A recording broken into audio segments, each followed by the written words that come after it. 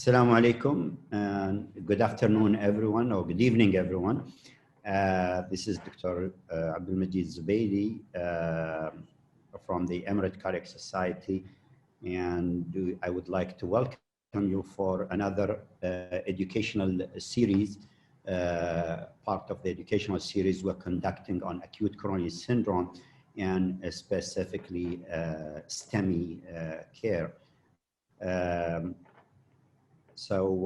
Welcome to this session, which is a focused session on the pharmacotherapy and the pharmacological management of patients with acute coronary syndrome. The last few sessions, educational sessions that we had on acute coronary syndrome, talking about Stemi and the network and the sessions that we had with the American Heart Association, the ECG sessions, a lot of questions we received asking about pharmacological treatment, either related to the antiplatelet treatment or anticoagulation or the role of thrombolytic therapy. So because of those questions, we thought there's a gap that we need to address, and that's why we're having this session. In this session or symposia, we have elegant speakers who are key cardiologists in United Arab Emirates. I have Dr. Hussein Hishmet, a consultant intervention cardiologist, chief of cardiology in Fujairah Hospital. I have Dr. Sharif Bakir, a consultant cardiologist at Sheikh Shahbour Medical City in Abu Dhabi. And also I have Dr. Faisal Hassan, a consultant intervention cardiologist from Cleveland Clinic, Abu Dhabi. Over the next hour and a half, we will cover most of the anti-thrombotic and anti-platelet and thrombolytic treatment in the setting of acute myocardial infarction and also in the stable patients. Our session, or this session, is going to be an interactive section, so it will be very useful and great if you are engaged and you listen and you ask questions. All the questions, we'll try our best to answer them towards the end of the session by our guest speakers. Before we start, I would like to thank our colleagues from Amgen who are supporting this session. They're supporting it with an unrestricted grant. Also the colleagues from ICOM on their taking care of the logistics, and my colleagues at the Emirate Cardiac Society.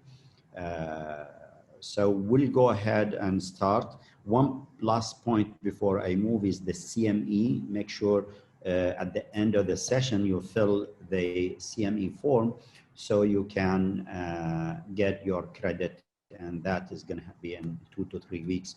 You should be able to receive your CME certificate from the organizer. So without further delay, I'm just going to go ahead and start my talk, and then we'll move through the agenda. So my talk is going to be on antiplatelet therapy in the setting of acute coronary syndrome.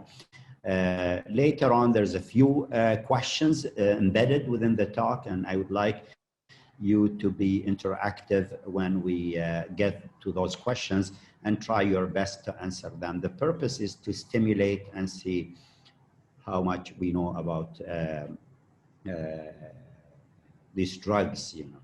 So the pathophysiology, and I'm sure you're going to hear this maybe from my colleagues, but pathophysiology of acute coronary syndrome. So for us to understand the role of platelets or antiplatelet treatment, we have to understand a little bit about the pathophysiology. So if you look at this slide, this is a normal vessel or artery where you can see the adventitia, the media, and the intima. So healthy, normal. And this lumen, as we grow older by age and with the multiple risk factors, atherosclerosis starts to form. So this is a plaque in the wall of the artery, and the more risk factors the patient got, smoking, diabetes, hypertension, cholesterol, weight, and so on and so forth, those starts to build plaques into our vessel. Of course, age and gender is another big factors.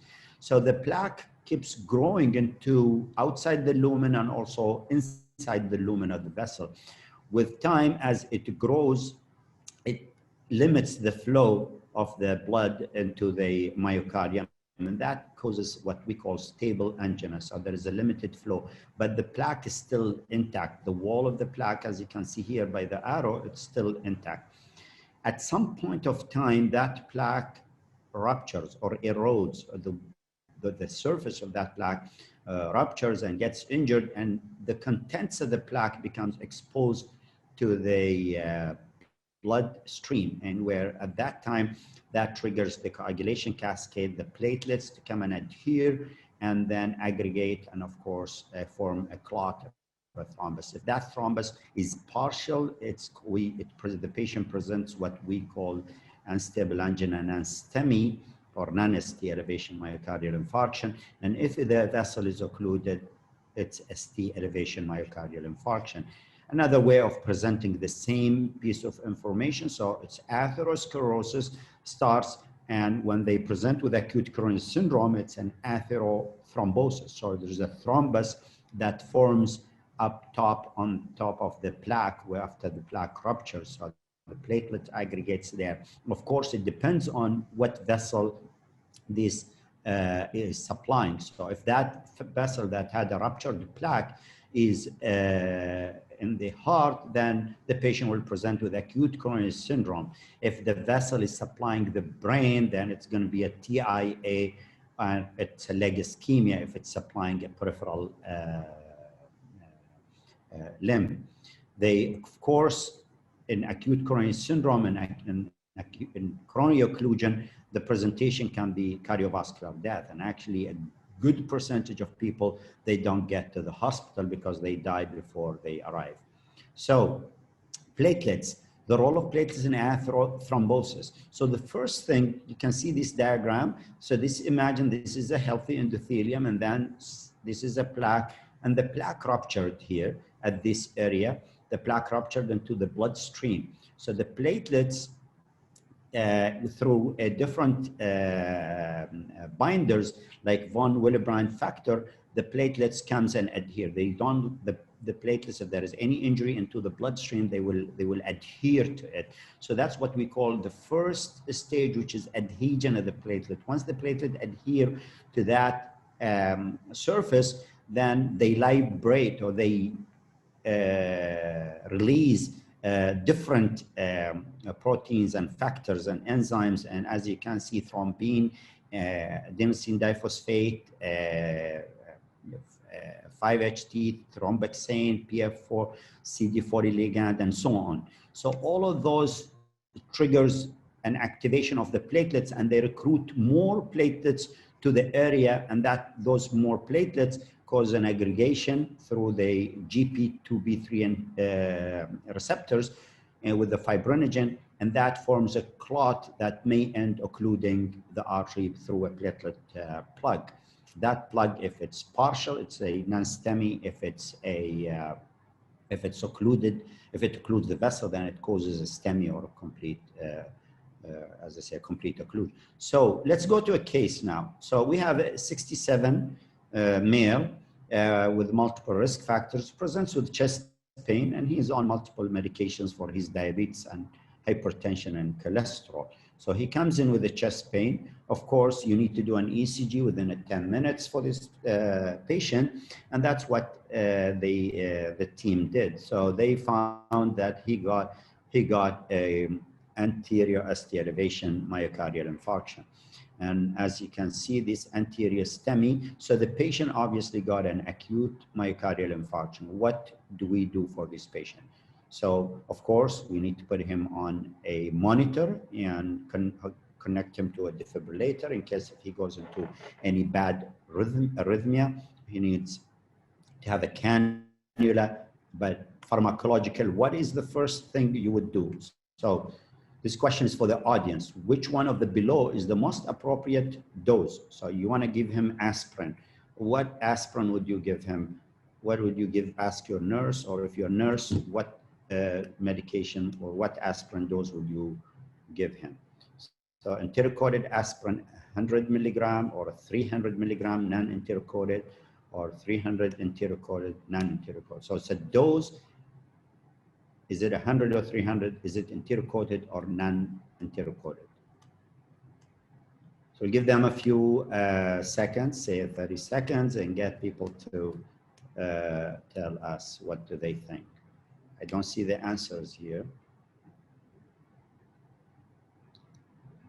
I don't know how many of the poll are participating or the people are participating. It doesn't show up here, but we'll give it 30 seconds and we'll see the results.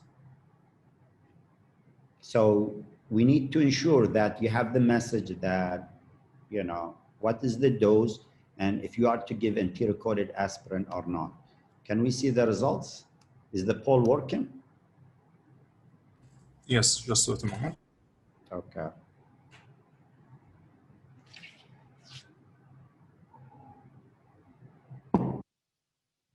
Okay, so the majority of people still, I mean, 44%, let's be specific. So 44% thought it's a non-enteric-coated 300 milligram of aspirin, which is the correct answer. So non-enteric-coated aspirin, 300 milligrams. So you want to make sure that enteric-coated, we give it for the long term for sustaining, but non-enteric-coated aspirin is for the acute phase. So if you look at the guideline, this is the European Heart Society guideline, the level of evidence is, or the level of the recommendation is level 1. Non-enteric-coated chewable aspirin, 162 to 325 milligram, should be given to all patients with acute coronary syndrome. So non-Stemi and Stemi, the same, without contraindication as soon as possible. And then the maintenance dose, of course, is going to be 81 to 162 milligrams. So that's the dose. And the reason behind the enteric-coated versus not, and here's the message, is if you give enteric-coated, less patients will have, or less percentage of platelets will be responding at 8 hours and at 4 hours. So the non-enteric-coated, which is here the plain aspirin, at as you can see here, aspirin at 8 hours, all the platelets are knocked down or they are inhibited. So the aspirin, the mechanism of action, I showed you early, the platelets, how they release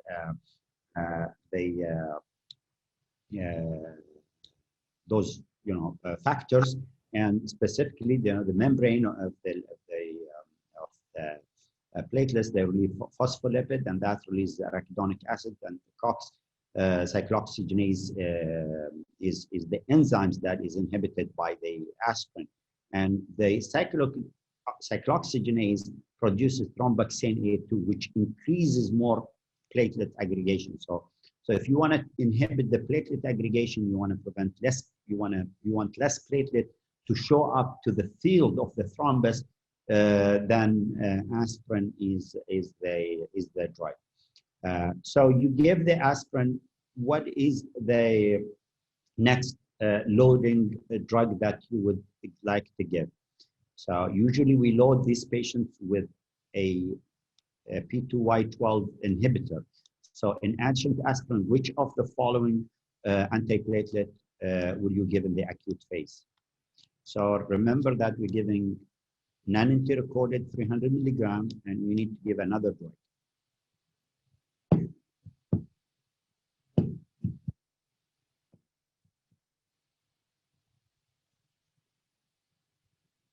"30 seconds, and then we'll move to the results. This is a bit challenging. Okay, excellent. I think the message is going to be, so I have to spend some time here. So let's see the results. Okay, so most of the people thought it's clopidogrel 300 milligram. Now, in the acute phase of myocardial infarction and STEMI, usually what we do, and patients who are going to the cath lab, we load them with ticagrelor 180 milligram. If you're going to go with the clopidogrel, then you need more of the clopidogrel, which is 600 milligram dose. You used to give 300 milligram in the past, but most of the guidelines are giving 600 milligram loading dose of clopidogrel. So that the caveat here, the trick, it's not 300. Ticagrelor 90 milligram is a maintenance dose. So if the patient is going home, you need to give him 90 milligram twice a day. Clopidogrel 75 milligram is the maintenance dose. So this is a good, I think, or important message that we have to ensure that you give your patient enteric-coated aspirin, plain aspirin, 300 or 325, whatever you have, but high dose, and you give him ticagrelor 180 or clopidogrel 600 milligram. And I will show you the guidelines shortly. So, so the guideline says in patients with acute coronary syndrome, ticagrelor 160 milligram loading dose, 90 milligram twice daily on top of aspirin is recommended regardless of the initial treatment. On top of aspirin, regardless of initial treatment, including patients pre-treated with clopidogrel, should be discontinued when TICA is commenced, unless there are contraindications. So I think that's important. And then the maintenance dose, of course, is the 90 milligrams. So this is the guidelines. This is another slide from the American College of Cardiology guidelines, and say a loading of P2Y12 receptor inhibitor should be given as early as possible or at the time of primary PCI. So this is specifically, especially with the Stemi, clopidogrel 600, if you have it, or prasugrel. We don't have prasugrel in UAE, but we have ticagrelor. And so you give 180 tica or clopidogrel 600 milligrams. So this is the most recent guidelines. And then, of course, the maintenance dose is 75 daily, as I say, or 90 milligrams twice daily if you're going to go with the ticagrelor. Antiplatelet mechanism of action for these drugs, of course, ADP receptor inhibitors are the ones that we talked about: prasugrel, tica, prasugrel, ticlopidine, and clopidogrel. GP23 inhibitors works on another receptors called the GP23A receptors, and those receptors connect the platelets together through fibrinogen. And of course, there is the aspirin that works on the thromboxane inhibition, on the COX-2 inhibitors. One important point here regarding the pharmacodynamic of the antiplatelet therapy: ticagrelor in the red here is a orally active drug. That means that it doesn't have to go through the liver to be metabolized to be active. It's active as it gets absorbed. Compared to prasugrel and clopidogrel, clopidogrel, when it gets absorbed, it has to go through the liver, where it has to go through the cytochrome P450, which is dependent on the oxidation there.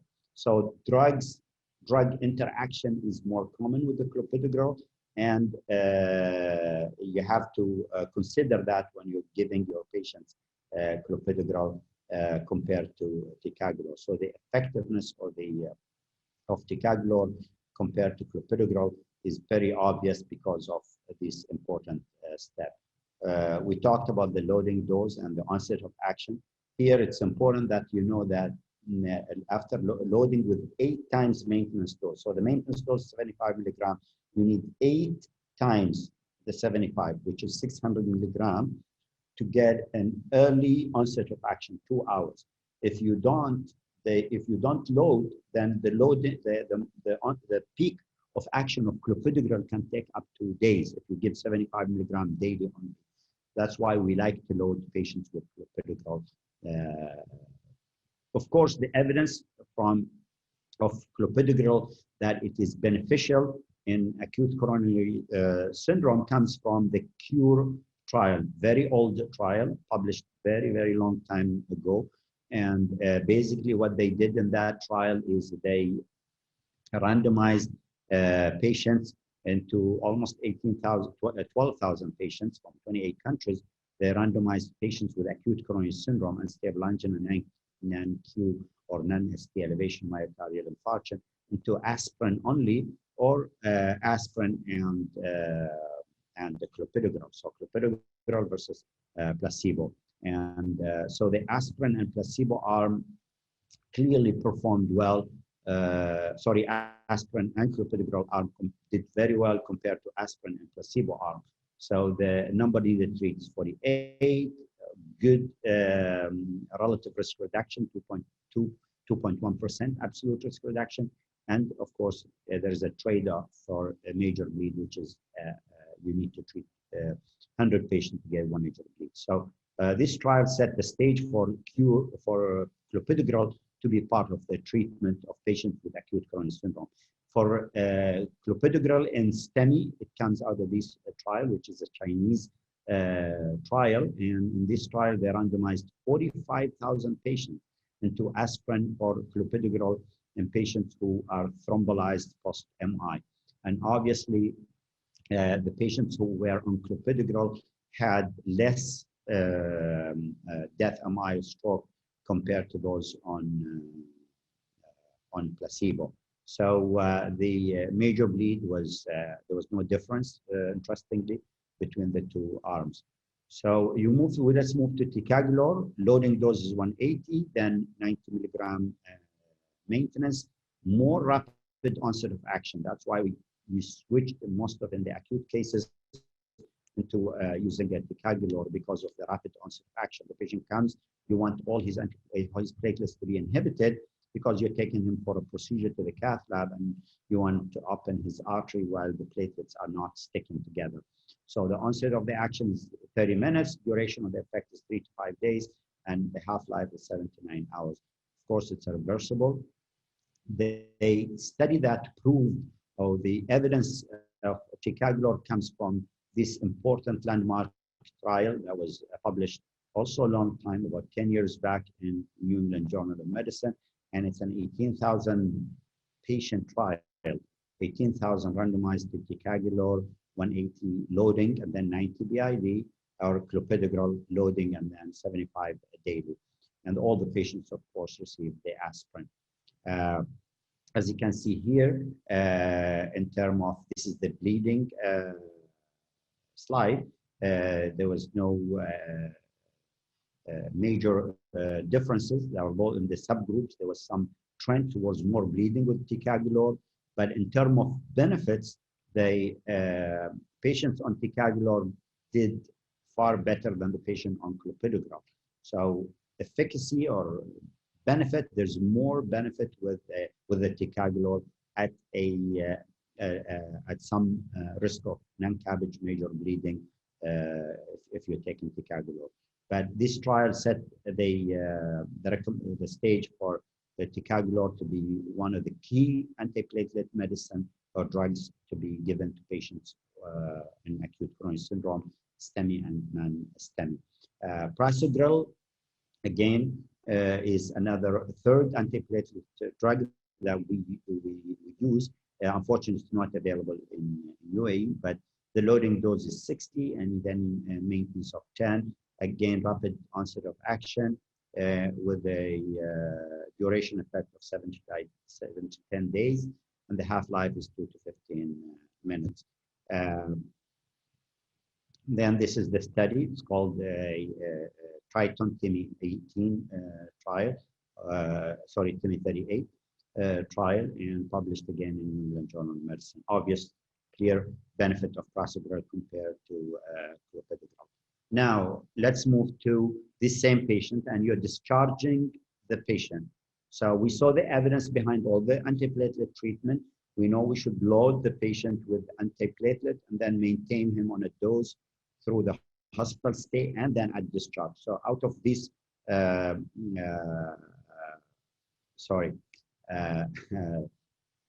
list of options, of course, here it's 1, 2, 3, 4. Please select them and consider them as A, B, C, D. So select one of them and want to see which one would you go with the maintenance dose. Obviously, 5 is not part of it.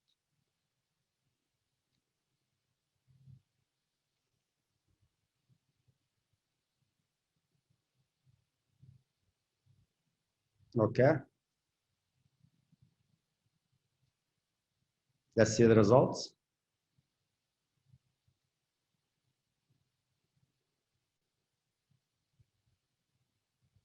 Excellent. So Tika 90, the BID and aspirin 100 is the maintenance dose for for patients who goes. Of course, if you don't have ticagrelor and you want to send the patient on Plavix, then I would go with 75 milligram of clopidogrel or Plavix daily plus the aspirin 100 milligram. I'm just going to go fast. Sorry, so this slide, I didn't get the chance to change it, but obviously I'm not going to go through the poll because of the time. So the duration of antiplatelet therapy is a very controversy, and there's multiple trials that talks about 1 month all the way to, to indefinite, and all depends on the scenario. So for most of the patients, if you want to go a general statement, general recommendation, at least 12 months after acute coronary syndrome, especially if the patient receives a stent, they need to be on dual antiplatelet therapy, the dose that we talked about. So they need to be on it at least for 12 months. And of course, this depends on multiple factors. As you can see in this complex diagram, it depends on if the patient is in acute or acute, presents with acute or stable coronary artery disease, if he had a stent or not, if the stent is a bare metal or not, if the complexity of the anatomy, the risk of the bleeding, a lot of factors will dictate or will decide how long you should keep your patient on dual antiplatelet therapy. And usually I recommend that this patient is reviewed by a cardiologist to make that decision, either to stop or not, because some of it needs to be is dependent on reviewing the anatomy and the coronary angiogram results. But those are the kind of risk scores that are used for the DAPT duration. And you have DAPT and precise DAPT and caliber. And as you can see, all of them, they depend on the age, the MI at presentation, and all the, the different type of stents, and, the bleeding risk, the hemoglobin, creatinine clearance, and so on and so forth. So multiple factors that predict how long you should go on Plavix. Another question, during the follow-up, this patient gets dyspnea. He's on aspirin anticoagulant. Remember, what do you think? The poll for a few seconds. I'm gonna go quick here because I find out that I'm beyond my time.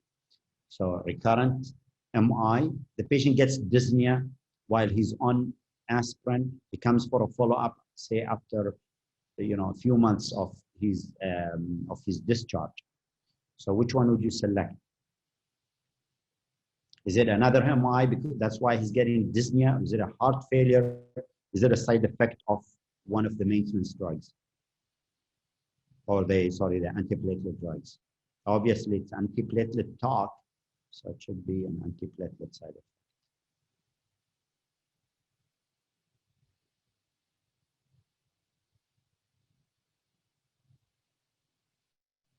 Okay, see the result?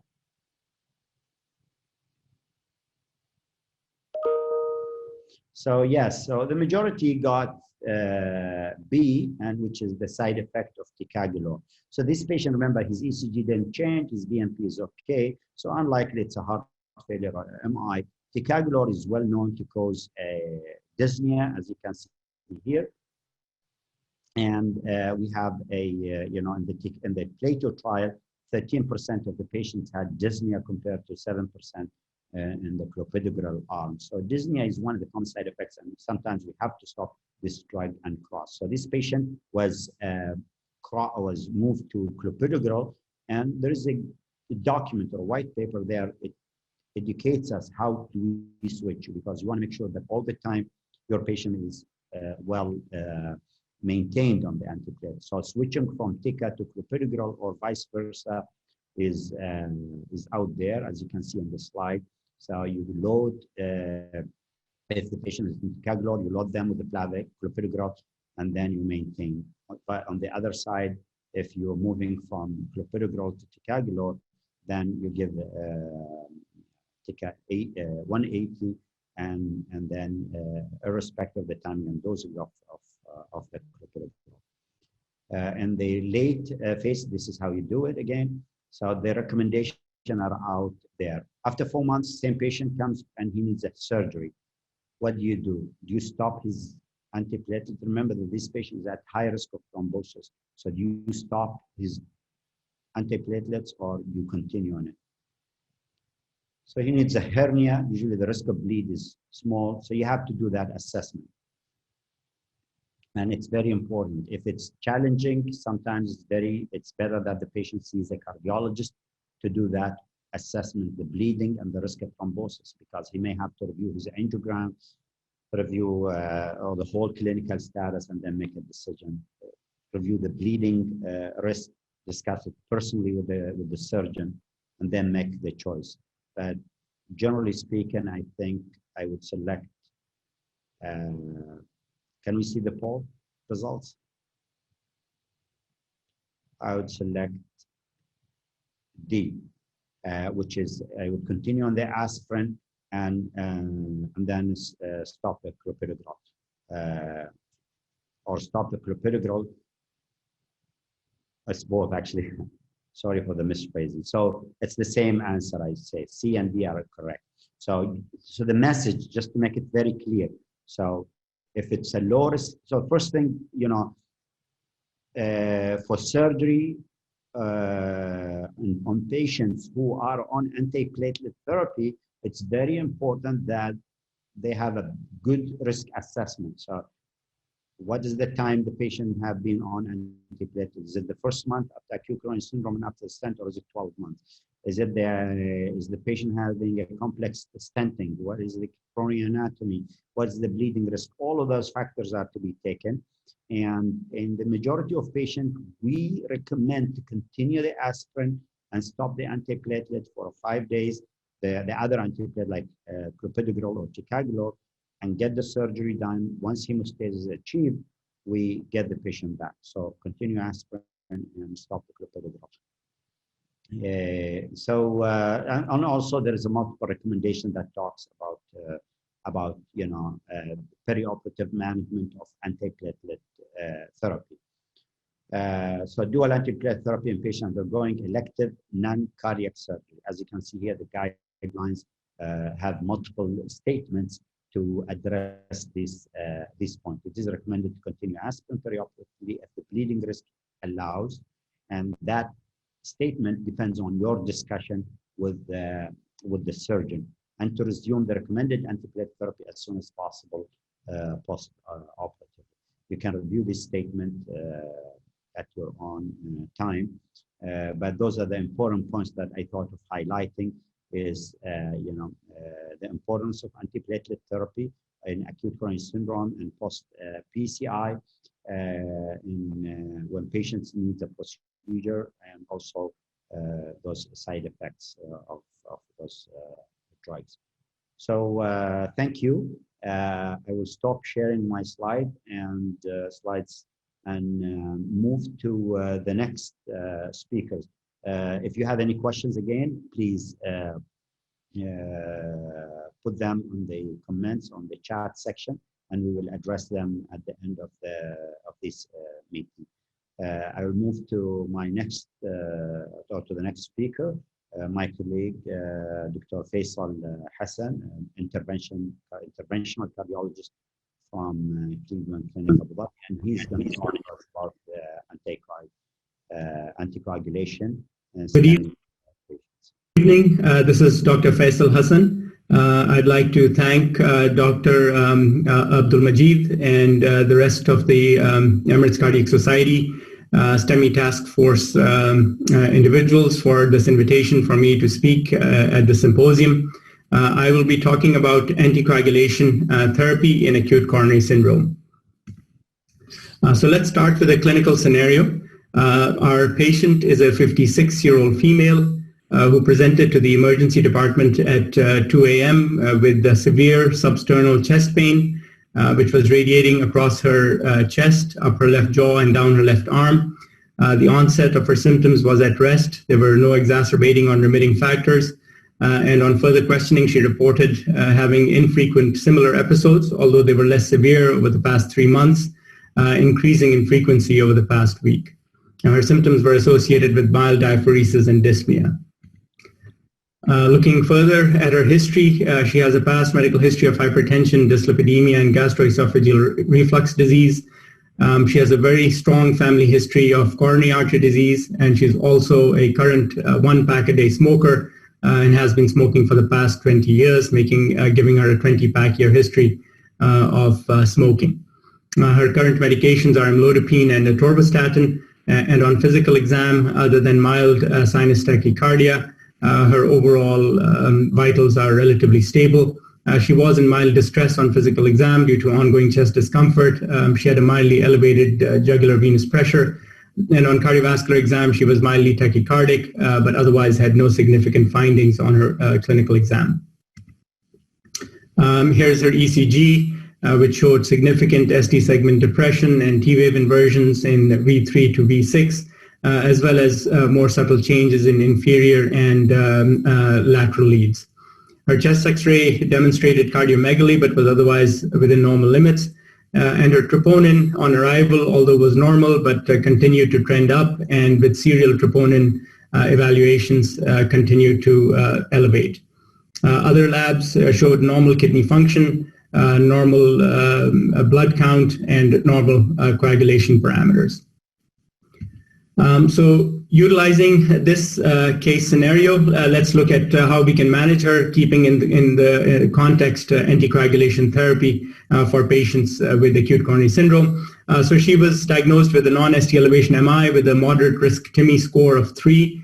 Her initial medical management consisted of aspirin 325 milligrams orally, clopidogrel 600 milligrams orally, and was given enoxaparin 80 milligrams subcutaneously in the emergency department. After receiving sublingual nitroglycerin, her chest discomfort resolved. In addition, she was treated with IV metoprolol, followed by a regimen of oral metoprolol. She was triaged to an early invasive strategy after being admitted to the cardiac service, and the plan was to perform coronary angiography the next morning. So let's further delve into this particular case scenario. And what are the key questions that we have in regards to the management of this patient as far as anticoagulation is concerned? So the first question is, what is the proper anticoagulation regimen for a patient medically presenting, for a patient with medical therapy presenting with ACS, but for whom we want an early invasive strategy of PCI? The second important question is that how should anticoagulation during the medical phase of management, which is where we are right now, be transitioned to an appropriate peri-procedural anticoagulation regimen at the time of catheterization and potential PCI. So to answer those questions, let's look at the options of anticoagulation. When we look at the medical phase, which we are using right now for treatment of patients with ACS, we have the following options or the following classes. Unfractionated heparin, the commonest option, been with us for a long time and still is one of the major options for usage in patients with acute coronary syndrome. Secondly, we have low molecular weight heparins, which consist of enoxaparin, deltaparin, and Fonda Paranox. And finally, direct thrombin inhibitors, of which the most relevant to our practice is the agent by Valorudin. I've also indicated the coagulation cascade on the right side of the slide, which consists of 3 pathways: the intrinsic, extrinsic, and final common pathway. And without going into a whole lot of detail, we can see that unfractionated heparin acts on multiple levels in both the intrinsic and final common pathway, whereas direct thrombin inhibitors and Fonda Paranox, as well as low molecular weight heparins, have a more focused area of action or mechanism of action where they act upon the final common pathway, thereby inhibiting the formation of fibrin from fibrinogen. It is important to be well aware of the pharmacokinetics of the common anticoagulants, and let's look at heparin first. Amongst the heparins, unfractionated heparin is given intravenously for acute coronary syndromes, and the onset of action is immediate. If given subcutaneously, there's a delay of about 30 minutes before it starts to act. The half-life and duration of action is dose-dependent and depends on how much is given, and can range from 30 minutes up to 150 minutes. It's mainly metabolized by the liver and cleared by the kidneys. Amongst the low molecular weight heparins, enoxaparin can be given both intravenously or subcutaneously. It also has a slightly delayed onset of action of about 30 minutes and peaks within 3 to 5 hours. The good thing about enoxaparin is that the half-life and duration is dose independent, and it will work for 12 hours. Therefore, it's a much more consistent dosing as opposed to unfractionated heparin. Again, it's metabolized by the liver and cleared by the kidneys. And the final of the heparin agents, which is an essential pentosaccharide, Fonda Paranox, is given subcutaneously. Onset of action is 2 to 3 hours, and it is again dose independent and works for 17 to 21 hours, which is its half-life. It's cleared by the kidneys. Amongst direct thrombin inhibitors, Valorudin has an immediate onset of action. It has a half-life of 25 minutes, and usually within 1 hour is pretty much cleared from the system. It is also cleared by the kidneys. Now, in the medical phase of treating patients, all of these agents can be used, and here is the dosing regimen for that. Unfractionated heparin is usually given as an intravenous bolus, 50 to 70 units per kilogram with a maximum dose of 5,000 units, and then a maintenance dose is continued with close monitoring.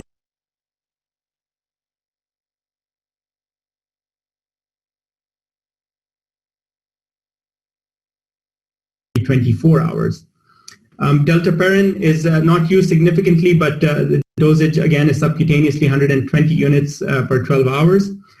Fonda Paranox is given as a fixed dose of 2.5 milligrams every 24 hours, and for Valorudin, it's given as an intravenous bolus initially at a dose of 0.1 milligrams per kilogram, and then a maintenance dose of 0.25 milligrams per kilogram per hour. Now, we have all of these agents, and the question is which agent is best. All of these listed agents, namely unfractionated heparin, low molecular weight heparins, and direct thrombin inhibitors are valid options for medical treatment of acute coronary syndrome. However, some of these have been more extensively studied, and we will look at that shortly. We have to remember one important exception, which is very important to keep in mind in regards to Fonda Paranox, which is that while Fonda Paranox is an acceptable monotherapy for patients who are only medically managed for ACS, it should not be used as the sole anticoagulant during PCI. And the reason for that is that the two studies that were used to get Fonda Paranox clearance by the FDA both showed that during PCI there was an increased incidence of catheter-related thrombosis when Fonda Paranox was used as monotherapy during PCI. Let's look at the evidence. So here's all the trials that were used for all the anticoagulation agents that we are discussing today. The evidence regarding heparin, which is the most commonly used anticoagulant during PCI, is fairly limited, surprisingly. That is because this is mainly a legacy drug. It was the first agent that was used, and therefore RCTs were very limited. And the strength of evidence varies based on indication. For acute MI, again, there are no randomized controlled trials versus placebo and only observational data. And for PCI, for acute coronary syndrome, once again, there's no randomized controlled trials and only observational data, which show that it has been used versus unfractionated versus low molecular weight heparin.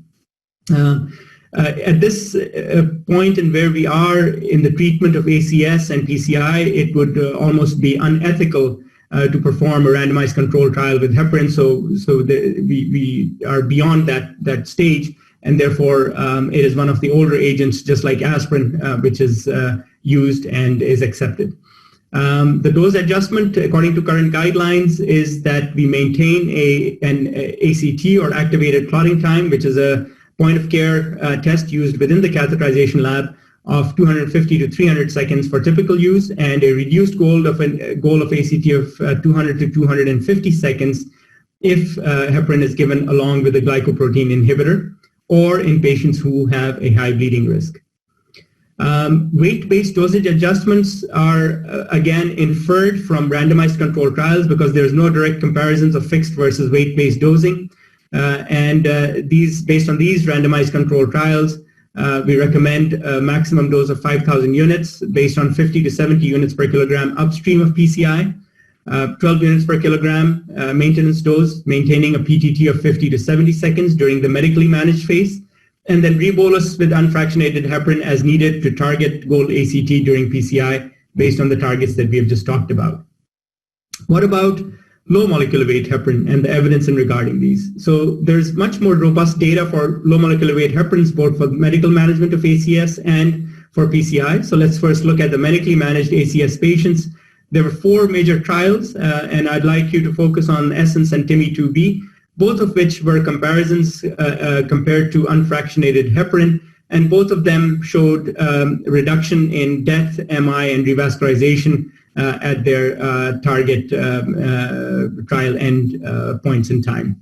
The TIMI-2B trial also showed that the benefit of unfractionated heparin, the benefit of low molecular weight heparin was greatest with patients with a TIMI score greater than 4 in medically managed patients. If we are utilizing an early invasive approach for unstable angina and non-ST elevation MI, as is the patient that I've presented, there are 3 major trials that have been utilized. I'd like you to focus on the Synergy trial, which is probably the only truly adequately powered trial amongst this group, because 100% of patients in the Synergy trial had early PCI. And in this trial, enoxaparin was found to be non-inferior for prevention of ischemic events at 30 days, although this came at a price of slightly higher bleeding complications in the group that was treated with enoxaparin. In Interact and A to Z, there were a relatively small percentage of patients that underwent PCI, and therefore this was not used as evidence for our early invasive approach at this point in time. In regards to early invasive approach for Stemi, there's again ample evidence based on the ATOL trial in which enoxaparin was used as compared to unfractionated heparin prior to primary PCI and resulted in a 41% reduction in death, MI, and revascularization. The Finesse trial is really no longer relevant because this was a trial comparing PCI with heparin or enoxaparin versus facilitated PCI. In this day and age, we have really moved away from performing facilitated PCI, and therefore, as I said, this trial is not really relevant to our current decision making. Let's move on to Fonda Paranox, which is considered a type of low molecular weight heparin. OASIS-5 was the main trial which evaluated Fonda Paranox versus enoxaparin for medically and invasively managed patients with unstable angina, non-ST elevation MI. And although the results were good in regards to reducing major ischemic outcomes and bleeding in patients managed medically, we found that in patients who underwent PCI, there was a significantly increased risk of catheter-based thrombosis compared to enoxaparin. And these findings were once again confirmed in the OASIS-6 trial, that there was indeed evidence of increased catheter thrombosis when PCI was performed with Fonda Paranox alone. Therefore, based on these 2 trials, Fonda Paranox at this point in time is not recommended as a sole periprocedural anticoagulation in patients undergoing PCI. So, in summary, for patients treated with low molecular weight heparin, it appears that these agents are at least as effective as unfractionated heparin in prevention of ischemic events, and most likely yield a mortality benefit in patients with high-risk ACS, and this is based on meta-analyses.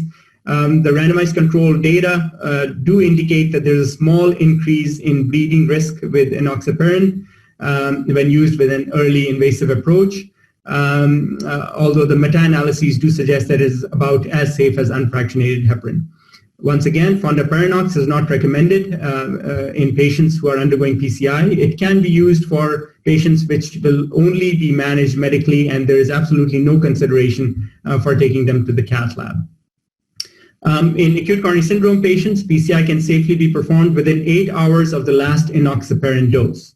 So if a patient is beyond the 8-hour window and is brought to the cath lab, an additional small dose of 0.3 milligram per kilogram intravenously as a bolus should be given to the patient. Or alternatively, the strategy can be switched to another anticoagulant, namely either low molecular weight, unfractionated heparin or Valorudin.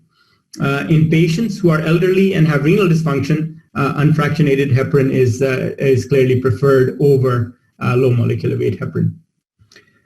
Finally, let's take a look at our direct thrombin inhibitor Valorudin. Now, there has been a fair bit of controversy in this regard over the past few years. And there are 4 major trials that led to widespread usage of Valorudin in our practice. 2 trials were looking at patients in high-risk acute coronary syndrome, namely Acuity and ISAR React 4. And then for patients presenting with ST elevation MI, we have the Horizons AMI trial and Euromax trials. If you look at all the data, one thing is clear in all of these trials that Valorudin clearly reduced major bleeding compared to unfractionated heparin or enoxaparin.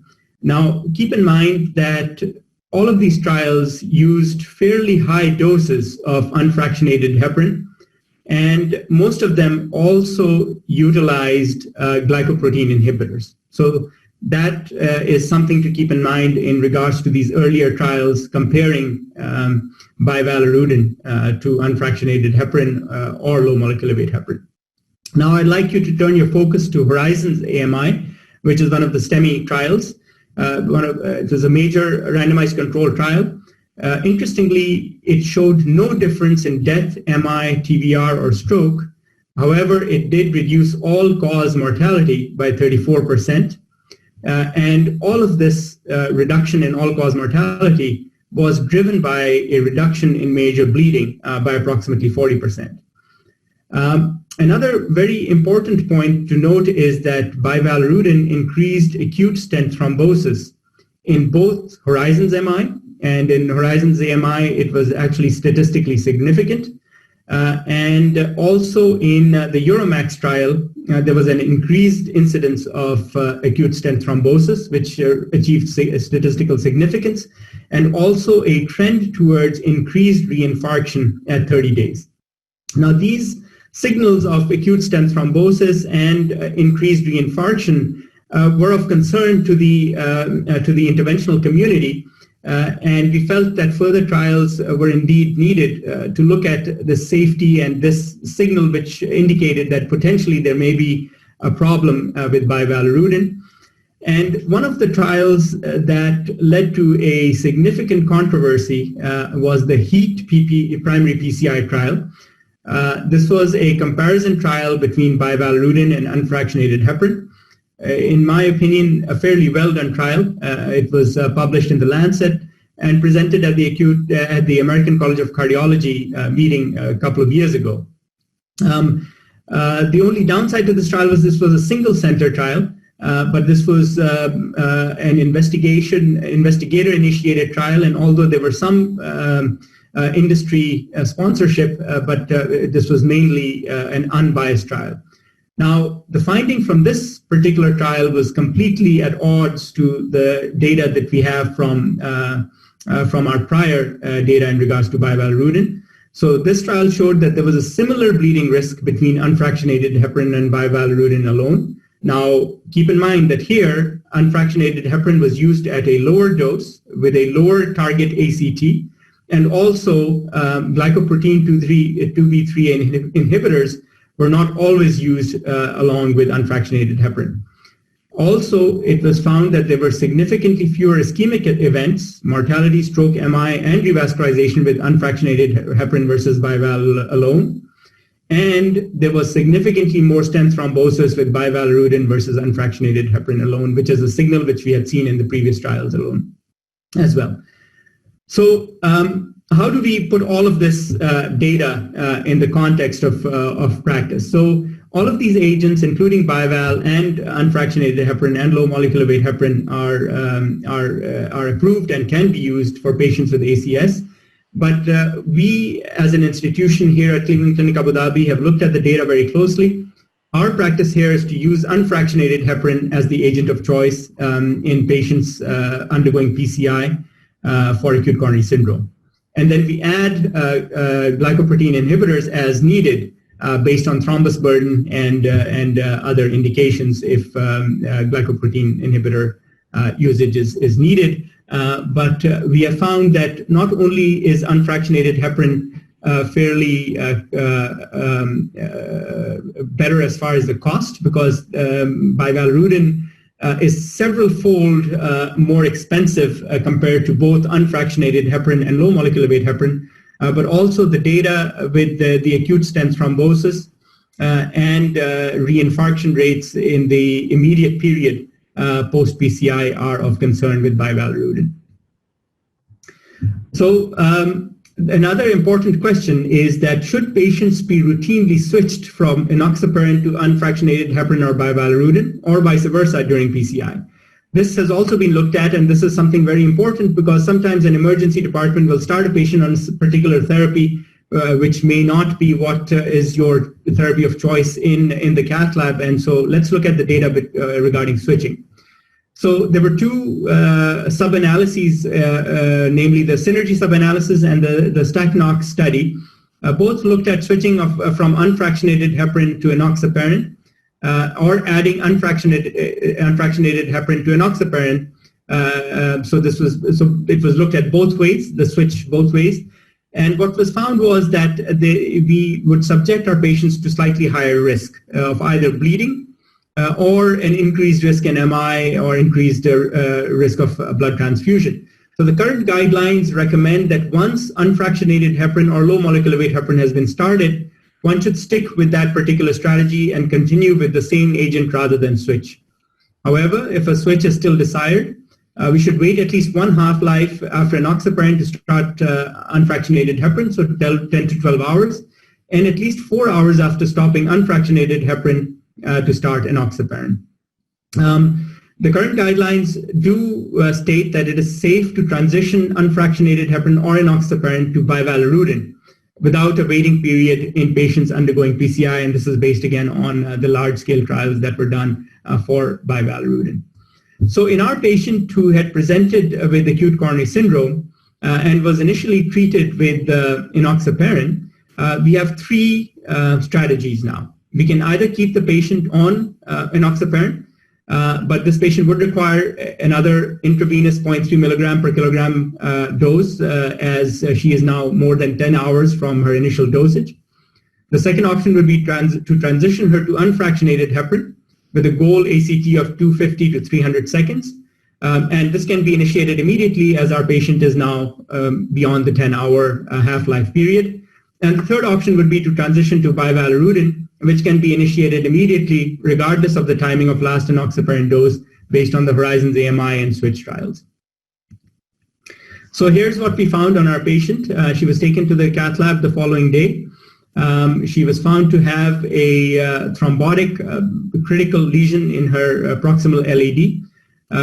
So after this finding, we, based on guidelines and based on our preference, continued with the enoxaparin as that was initiated in the emergency department. And we gave her a bolus dose of 0.3 milligrams per kilogram, and a 3.5 by 23 millimeter stent was implanted. There were no complications. The patient did well and was discharged on day number 3 with guideline-directed medical therapy. Now, another very important question is what to do regarding periprocedural anticoagulation in patients who are already on oral anticoagulation. And it is known that approximately 5% of patients who undergo PCI are on an oral anticoagulant for another indication, which could be atrial fibrillation, DVT, mechanical heart valve, or pulmonary embolism. There is limited data to guide management decisions in such patients, and recommendations are mainly based on expert opinion. So patients who are on warfarin, if the INR is less than 2, you can proceed with the procedural anticoagulation as otherwise planned.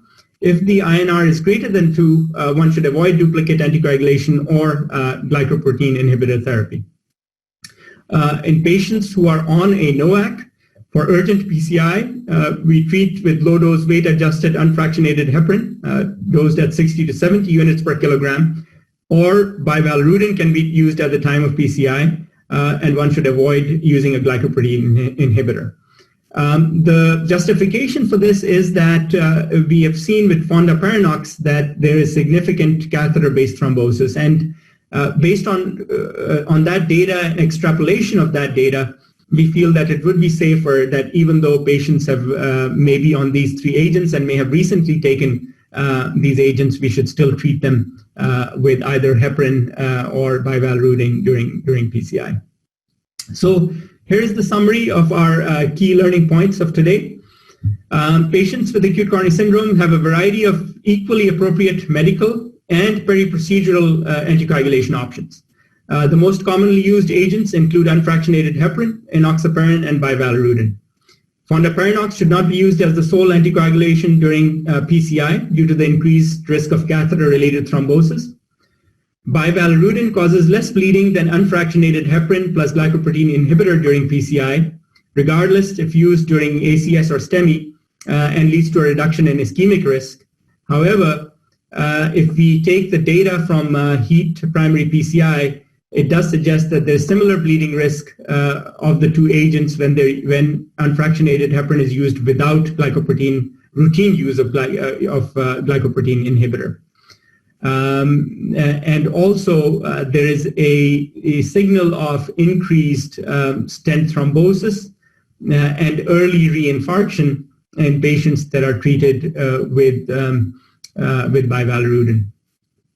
Appropriate dosing of medical and PCI phase anticoagulation is very important to limit bleeding risk, and knowledge of how to appropriately transition between agents is vital to limit bleeding risk and optimize outcomes following PCI. And with that, I'd like to thank you very much for your attention.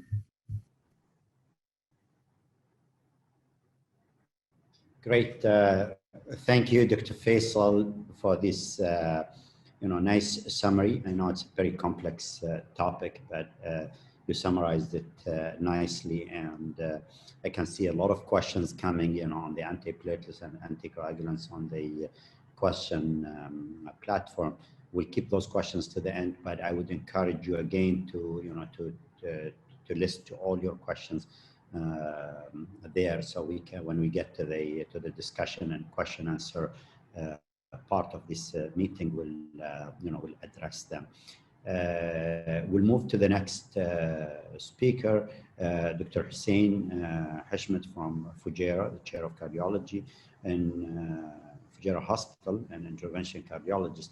And he's going to talk to us about is there still a role for thrombolytic therapy in the era of primary PCI. Primary PCI is the trend, it's the guidelines, it's the randomized trials, but thrombolytic therapy still may have a role, especially if you don't have access to cath lab. So, Dr. Hussein, please. Thank you, Dr. Zubaidi, and thanks for all the staff, for the faculty, and I would like to thank the 670 and more attendees who took time from their weekend, and I hope that the session is useful and they get out from the session with something new and useful. So I guess, Doctor, now I will share my screen. Please go ahead. Yes. So I think Dr. Zubaidi made it, and I'll try to make it also from the first slide. So is there a role for thrombolytic therapy in the era of primary PCI? First, these are my disclosure. I have no financial disclosure, and any of these are my personal views and do not reflect the views of any organization that I'm affiliated to. We can argue about PCI in stable angina and how much benefit is it in unstable angina, but in ST elevation myocardial infarction, the situation is clear. The vessel needs to be opened as soon as possible, because as time goes on, there's a wave of necrosis that is spreading into the myocardium proximally and distally, and if we don't reperfuse that myocardium, the myocardium will be dead, and then consequently the patient will be dead, So it has to be done in a timely manner. And my own dogma is that, of course, Stemi needs to be reperfused, and the best reperfusion way is through cath and angiography. Anyhow, for the sake of discussion and for completion, we need to understand that there are three ways to restore patency of an infarct vessel. The first one, which is PCI, mechanical reperfusion. And the second one is a pharmacological reperfusion where we give a thrombolytic agent. And the third one is that we try to mix both. We give the thrombolytic and then we send them for PCI. But why do I have this dogma that reperfusion in acute MI means cath? Because all of the studies that have been done, at least for the last 20 years, have shown unequivocally that primary PCI is superior to thrombolytic therapy. Any meta-analysis have shown that. So I just took one of the most recent ones. It was published 3 years ago. It was a meta-analysis that focused specifically on in-hospital mortality. How much is the patient likely to die during hospitalization? And this is a meta-analysis of 27 trials of more than 11,000 patients. And as you can see clearly, that the risk reduction that we get from thrombolysis, just the in-hospital mortality is almost 40%, which is equivalent to 9% absolute risk reduction if you compare it with any method of thrombolysis, whether it's in the pre-hospital or it's a hospital thrombolysis. I know that comparing clopidogrel and ticagrelor, comparing Fonda Paranox, heparin by Valorudin is useful, but these are only minor, they give us minor increments in the range of 2 or 3% of absolute risk. But what gives us the biggest bulk of risk reduction is primary PCI, gives us almost 10% absolute risk reduction, which is a huge number. And if we look at how trials went over more than a decade, if we compare pre-hospital thrombolysis to in-hospital thrombolysis, then they are more or less the same. But as the technology of primary PCI improves, we see that the trend is clearly favoring primary PCI as the technology is better and our antiplatelets are better. And one of the advantages of primary PCI over thrombolytic therapy is that it's more, I can say it is more durable. It's more resistant to time. So if we compare the 1-year mortality, not just the in-hospital mortality, the 1-year mortality of patients who were treated with thrombolytic therapy versus primary PCI, we still get a significant reduction in the absolute risk. But we also find one interesting phenomenon. Looking at the mortality of primary PCI at 10 hours time to reperfusion and comparing it to the mortality with thrombolysis at 1 or 2 hours of perfusion, they are identical. So the benefit that we get from doing primary PCI after 10 hours is equivalent to the benefit that we get with thrombolytic therapy after 1 hour, which shows you the great advantage of primary PCI over thrombolytic therapy, even in the late presenters. So, and again, this is reinforcing why I see that PCI is essential. Because we know that the success of thrombolytic therapy is in the range of 50 to 60%. We know that when we give the patient the lytic agent, we're not sure did he reperfuse or not. All of the criteria have limited accuracy. So, and again, the risk of reocclusion after successful thrombolysis is 10 to 20% in the first 24 hours. And if we look at the trials that showed equivalency of fibrinolytic agents and primary PCI, even these trials have shown that the risk of stroke with lytic is 3 times than PCI, and the risk of intracranial hemorrhage is somewhere between double and 5 times. So coronary angiography is definitely superior, but it needs a team to be reconciled of experienced interventionists, of nurses of technicians, a 24/7 primary PCI facility. And unfortunately, that's not always there, because not all the labs are able to function in 24/7. There might be a distance between the place where the patient presents and the hospital that has a cath lab. And this distance may be more than an hour in some regions of the world and some regions of the UAE. And we have seen a big crisis in the last, in this COVID situation, where you do not guarantee that you will have a bed in the ICU for an acute MI. Acute MI with a drug-eluting stent and with the recent sophisticated tools is not readily affordable for everyone.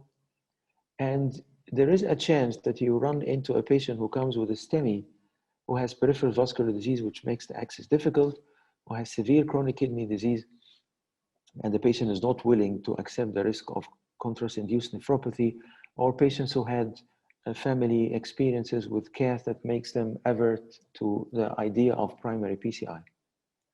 So I had the chance to work in metropolitan cities where there's a cath lab for almost 10,000 of the population.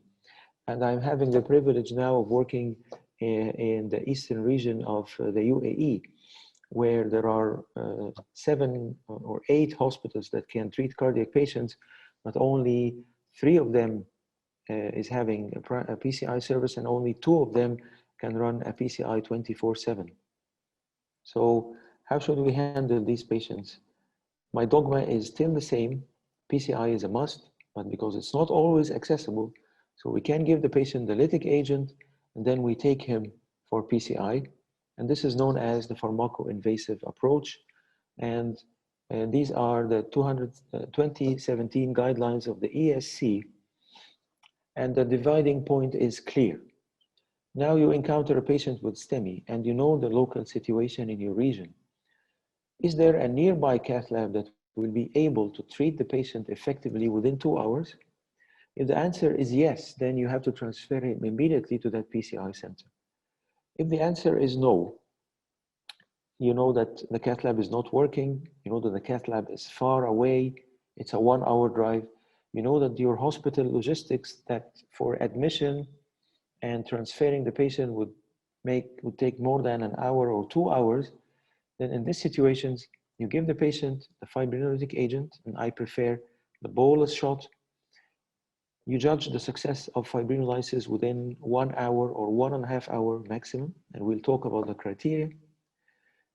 If the reperfusion seems to be successful, then you have to transfer him in the first 24 hours, if it is successful. If the reperfusion is unsuccessful, then he has to be transferred immediately to a PCI center. And the situation in many parts of the world is not as favorable as we think. Still, in some parts of Europe, and these data are not very recent, 10 years ago, I guess they have improved. But looking at the UK, for example, 55% are treated with thrombolysis and 21% still get no reperfusion. So there is a need to support those hospitals that don't have a primary PCI by creating a network where the hospital can communicate among each other, identify where's the nearest primary PCI center, give the patient a thrombolytic agent, and refer him immediately. So for those who don't have the facility of a primary PCI 24/7, there is a need to revise the practice of thrombolytic agents in brief. You need to know the absolute contraindications, because if the patient is contraindicated, then you have to refer him immediately, whatever it takes in terms of time. So the absolute contraindications are a prior intracranial hemorrhage, cerebral vascular malformation, a known brain tumor, malignant brain tumor, ischemic stroke within 3 months, suspected aortic dissection can be fatal, an active bleeding, a closed trauma, head trauma, or facial trauma within 3 months, intracranial or spine surgery within 2 months, a blood pressure that's above 180 or above 200 that you cannot lower down with any agent. And for the old streptokinase, it can induce some allergy and antibodies. So a prior treatment within the previous 6 months is an absolute contraindication.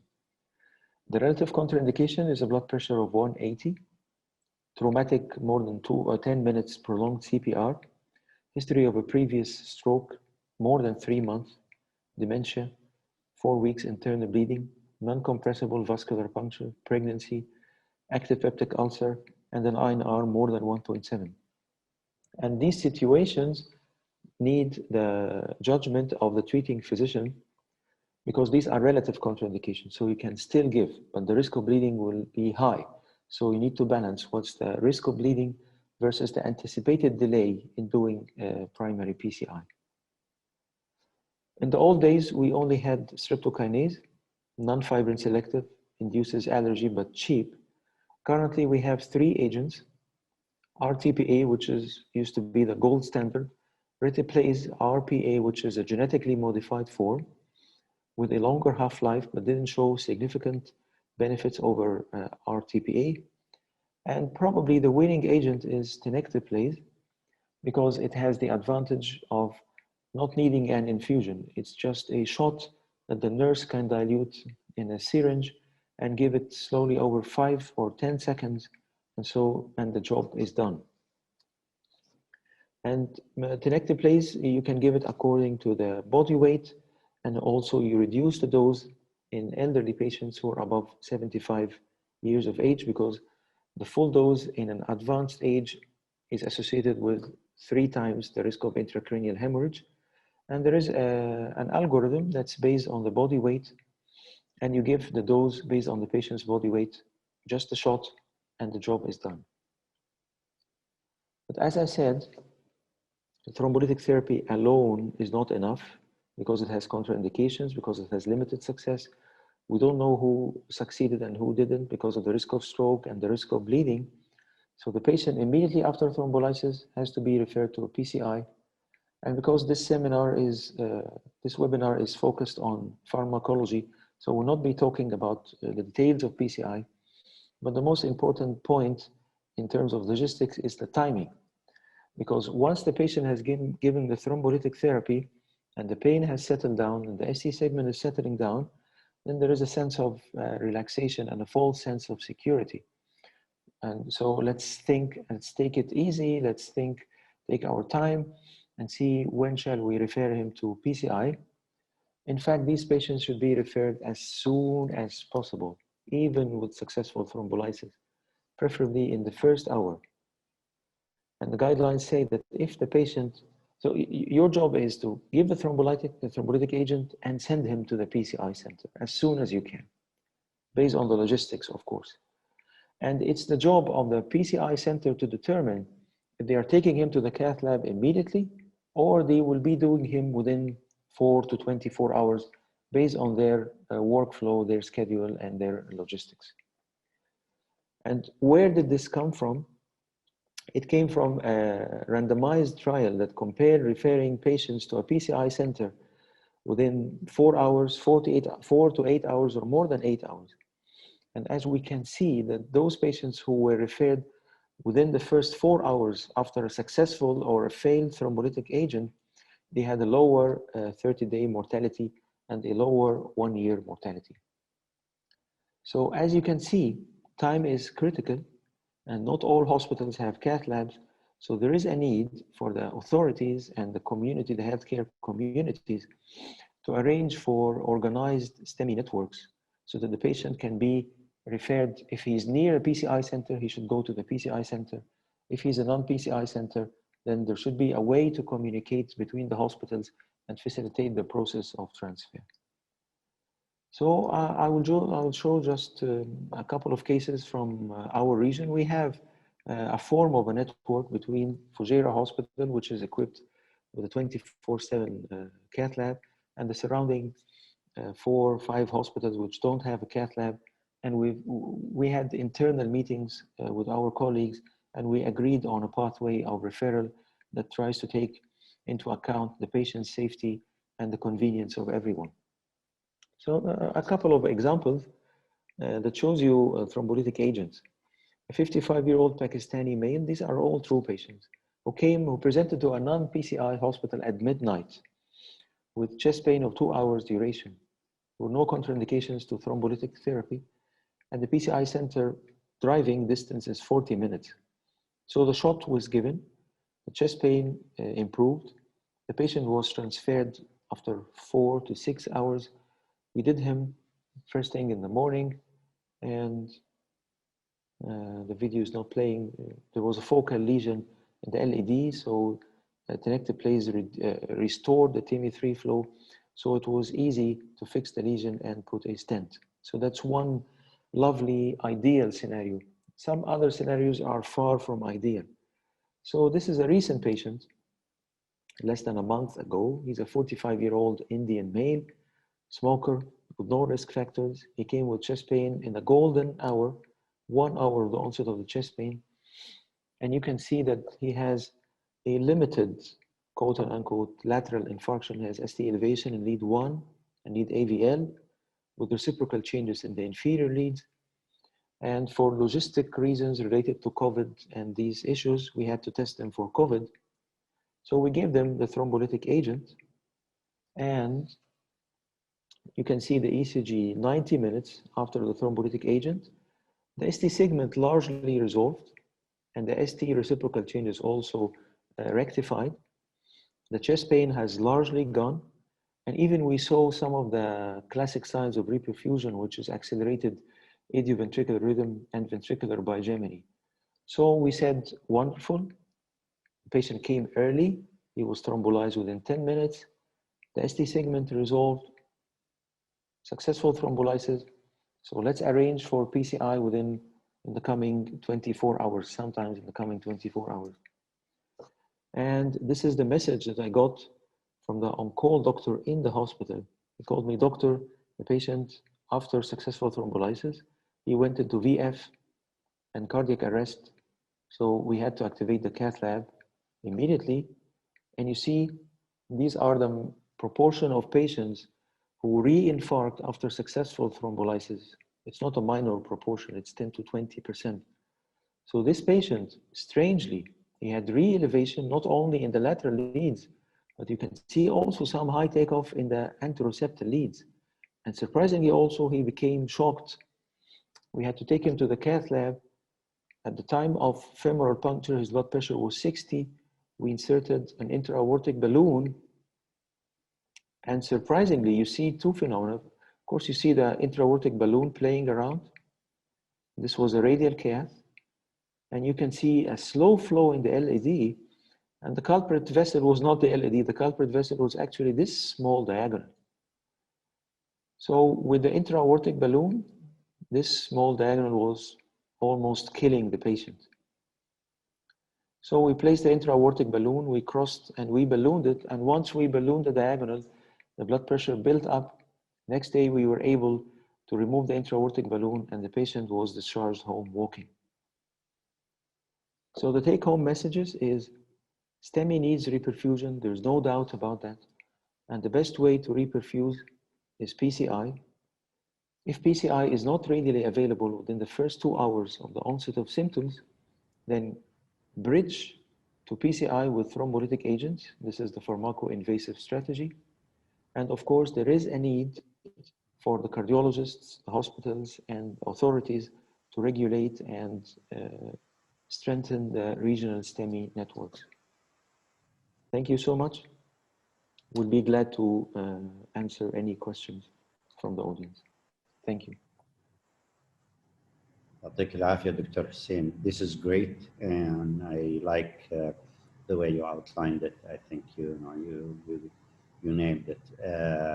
So we'll move to our last talk, and then we'll get those the questions. So Dr. Sharif Bakir is a consultant cardiologist at SSMC in Abu Dhabi, and Dr. Sharif is well known in preventive cardiology, smoking cessation, and promoting prevention. We requested from him to help us learn what is the prescription or the medications the patient should go home on, and the importance of those of that prescription. what are the medications that are very important, what are less important, and what make them important, what make them less important, how to risk stratify. Some patients, Dr. Bakir may ask you to cut on the drugs. What do you do? Which drug do you remove first? Which one you say, no way, I will compromise. So those are the kind of questions we need to help identifying. So Dr. Sharif, please go ahead.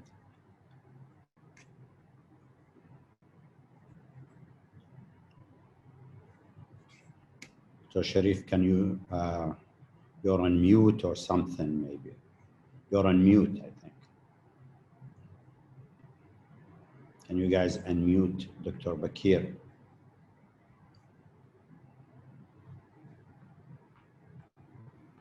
You can hear me now? Yes. Yeah. Okay. I think the first slide, which you can see now, is summarize everything.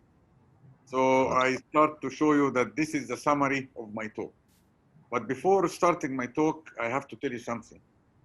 That with my respect to all my colleagues, the patient developed ST or non-ST, the story had just started, because most of the patients, they thought that once they have the primary PCI or the stent, that their story is finished.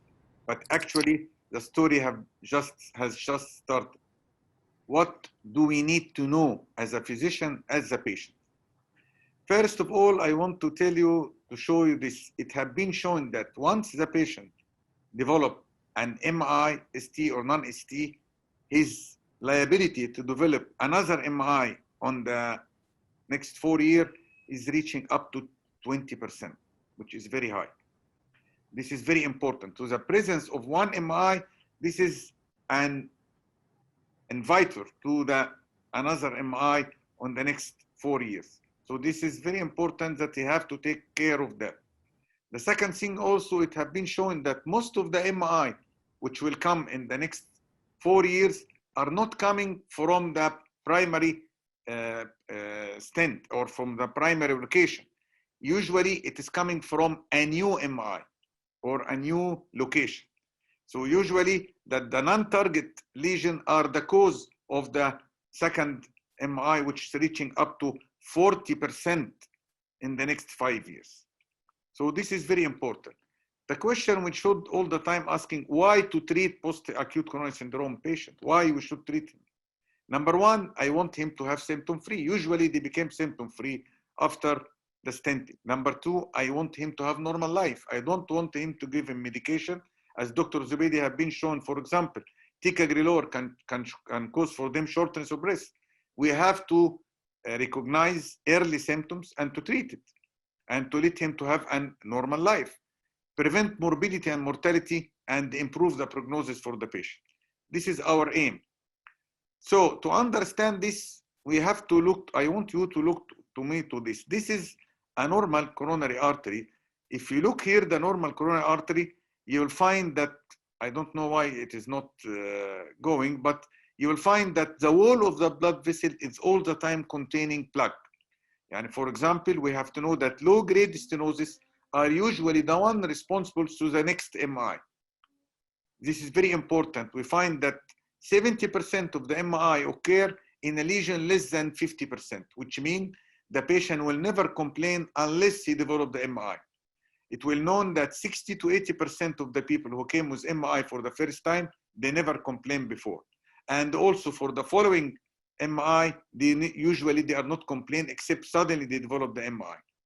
Another important point that we have to know that when you do coronary angio, for example, for the patient during the MI, the first one, you will find a vessel like this, which looks normal. But if you do IVUS, in this vessel, you'll find a lot of plaques present.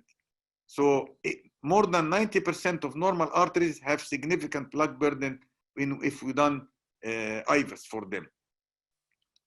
The second important point we have to understand, when we do PCI, it is only treating the focal lesion, but the pathology, it is multiple. This is very important.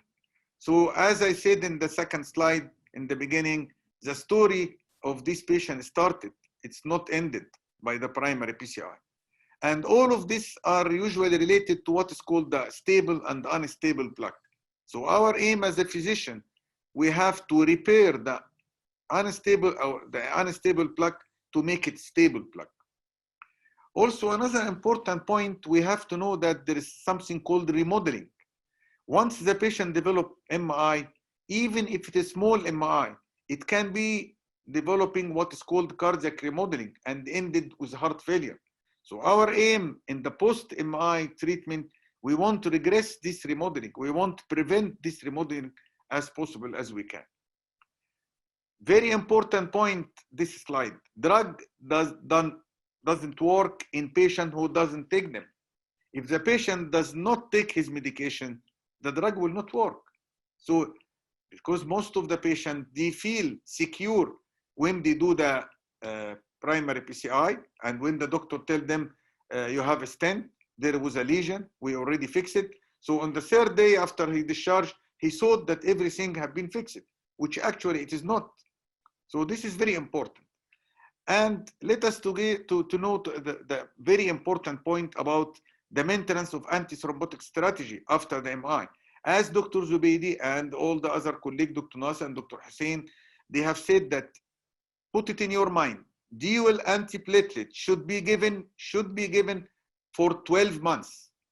This is very important. I know, and as I would show it to you, there are many trials now showing that we can reduce this dual antiplatelet from 12 months to 6 months, even to 3 months. But up till now, and according to all the guidelines, we still believe that 12 months, and even we can make it beyond 12 months also.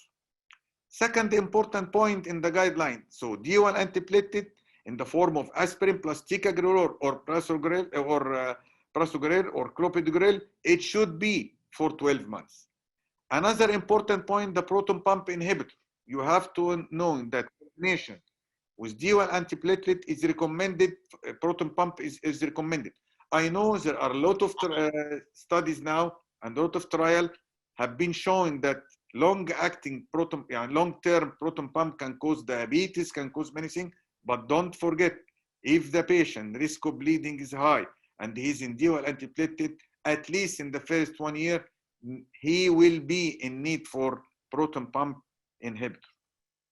Another important point that we have to understand, some people, maybe we can discontinue one of the, for example, the P2Y after 6 months if the risk of bleeding is high.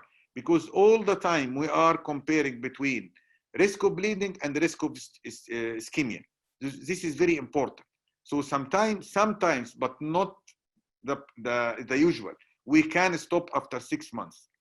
Another important point, if the patient having or developing atrial fibrillation, and he should be on triple therapy, which means the oral anticoagulant plus D1 antiplatelet, here we will find that we can use it for the triple therapy for 1 to 6 months. As I will show you, it sometimes can we reduce it even in the new guideline which have been published, as I will show you in the next few slides. After non-ST elevation MI, they can give it only for 1 week. Why? Because usually the risk of bleeding is high. Also, we have to understand that dual antiplatelet in patient who did not undergo PCI, even if he does not undergo PCI, it should be for 12 months. Because some people or some doctor have the impression that if we didn't put a stent or whatever drug-eluting or bare metal, the patient may not need dual antiplatelet. The guideline telling you that if the patient develop acute MI, non-ST or ST, and he does not been stented, even still, he will need to consider D1 antiplatelet for 12 months. Another important point is the rule of combination of antiplatelet therapy in diabetes, as we said, the rule of combination of antiplatelet and anticoagulant therapy. This is the COMPASS trial. And it has been shown that yes, we can reduce we can extend the treatment of the dual antiplatelet with using of 60 milligram twice per day ticagrelor, for example, or we can use it for rivaroxaban 2.5 milligram twice per day for the people you feel that the risk of ischemia for them is very high. This is also, we have to put it out of consideration. So now we have to evaluate between the risk of ischemia and the risk of bleeding. If the risk of bleeding is high, sometimes we need to reduce. If the risk of ischemia is high, sometimes we have to add more to the dual antiplatelet. So it is, we said all the time, you cannot, it is not one size fits all. You have to tolerate the treatment for your patient. There is also a new trial came to the American College of Cardiology meeting this year, how long to continue aspirin after acute coronary syndrome with atrial fibrillation. And as we said, also there is another trial came, the same study about the ticagrelor with aspirin or alone in high-risk patient of bleeding. So as we said, that sometimes you will find that because the risk of bleeding high, you can even sacrifice one of the antiplatelet, which is the aspirin. But I'm still insisting and consisting to say, for the general practitioner, you have to know that dual antiplatelet should be for 12 months. If the patient have risk of bleeding, the patient should be referred to the cardiologist, and then the cardiologist who will decide that if the risk of ischemia is higher or the risk of bleeding is higher, and based on that, he can use all this new trial that have been showing that you can sacrifice some of the antiplatelets. So according to the Twilight complex study that been published recently in the ACC guideline, the among patients who underwent complex PCI as defined by combination of high-risk angiographic and procedural feature, a regimen of ticagrelor monotherapy after 3 months could be considered as an alternative. But as I'm telling, I am insisting, this is not for the general practitioner to decide. This should be left for the cardiologist. Also, there are the cases with atrial fibrillation, when to stop and how to stop and when to continue. The new guideline, there is a new guideline published 1 month ago for the European Society of Cardiology meeting 2020 regarding non-ST elevation MI. They said that if the patient have atrial fibrillation and undergoing PCI for non-ST elevation, this is not applied to ST, it is applied for the non-ST. But in the ST, we said yes, ST elevation, we can, after 1 month, we can stop in certain occasion, but usually stop after 6 months to make it dual, and after 1 year, continue on oral. But let us now to concentrate in this for the non-ST elevation MI. According to the new guideline published less than a few weeks ago, they found that up to 1 week when the patient in the hospital, if he have dual antiplatelet because of the primary PCI, and he's in NOAC because of atrial fibrillation, he can be in the triple therapy. On discharge after 1 week, he can be only in primary on NOAC, which means oral anticoagulant, and on Plavix. We can sacrifice the aspirin. Or if the patient that the risk of bleeding is not so high, we can continue for 6 months the dual antiplatelet, and then for 1 month we'll continue on triple therapy, and then after 1 month we can continue on dual antiplatelet, and if 12 months we continue on NOAC alone. But in some occasion, as we can see in the middle, if the patient risk of bleeding is high, we can continue dual NOAC plus clopidogrel for 6 months, and then after 6 months we'll shift only on NOAC.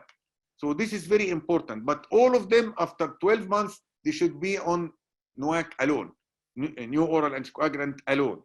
This is very important. I have seen many cases still coming to me in the clinic. They have been more than 12 months. I find them still on aspirin or clopidogrel plus the new oral anticoagulant. The risk of bleeding is very high for this population. So another important point, which is very valuable, the lipid lowering therapy.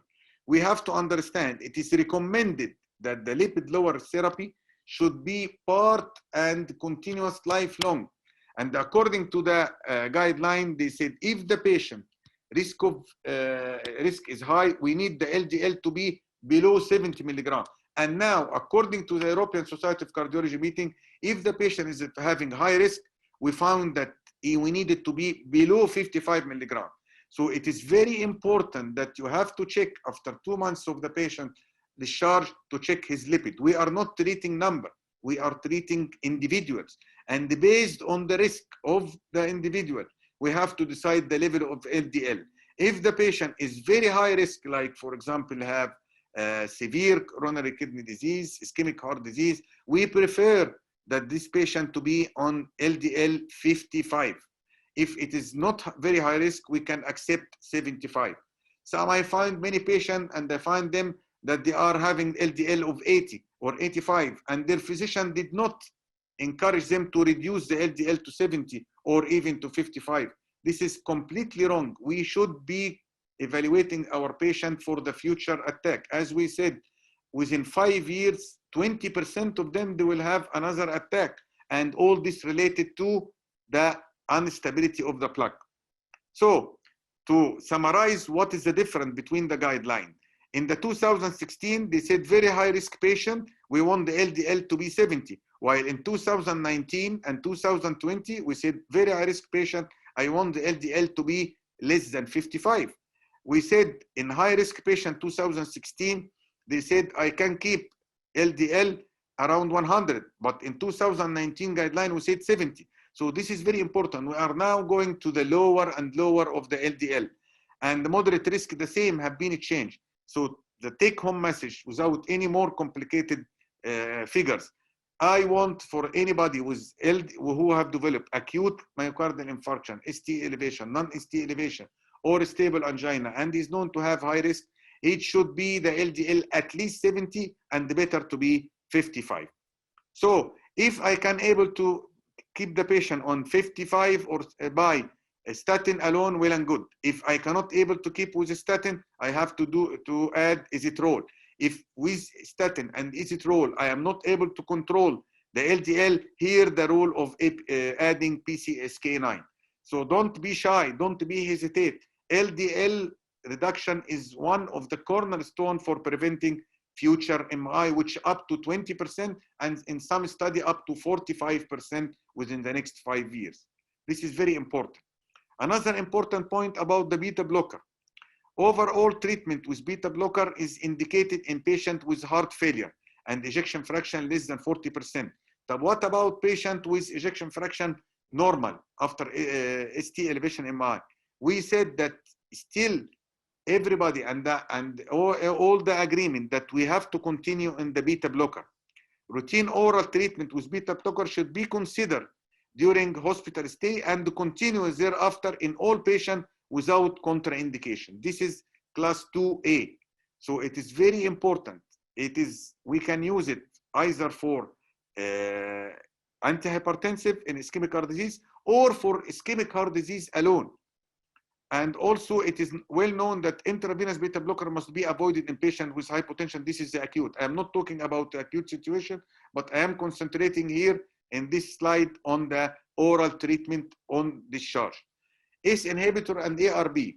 ACE inhibitor are recommended starting within the first 24 hours on ST elevation in patients with evidence of heart failure, left ventricular systolic dysfunction, diabetes, or anterior infarction.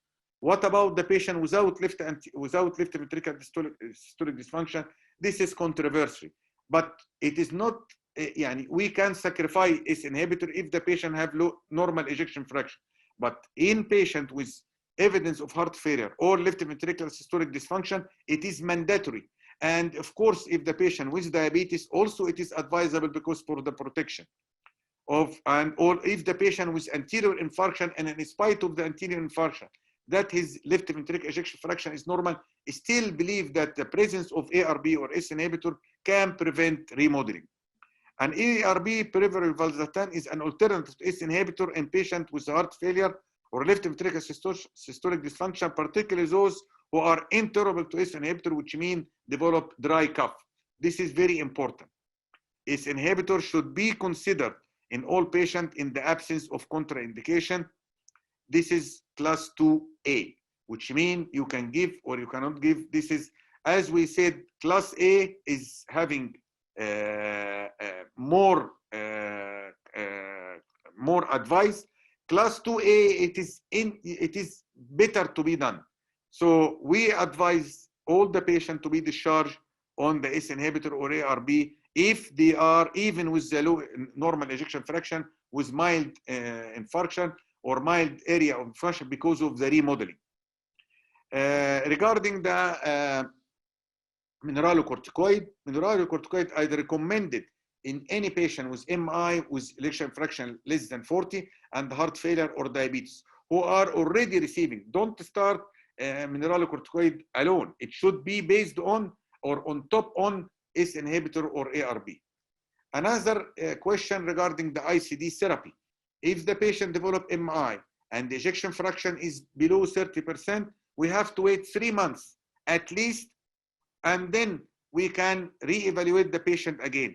If still ejection fraction is less than 35%, in the presence of a new medication for heart failure now, which is sacubitril, it is advisable that patient with heart failure to receive sacubitril. It has been shown that it can reduce the ejection fraction if on the target treatment for heart failure, and after 3 months still low ejection fraction less than 35%, ICD implantation is to be considered.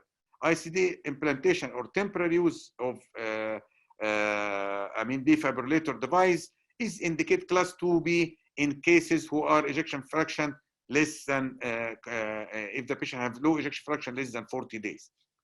Regarding management of hyperglycemia, it is very important now that we have, as we are cardiologists, but now we have the SGLT2, and we have also now the new medication for the diabetes, and we have the dapagliflozin and empagliflozin trial. Even in non-diabetic patient with low ejection fraction post-MI, they should receive this type of treatment.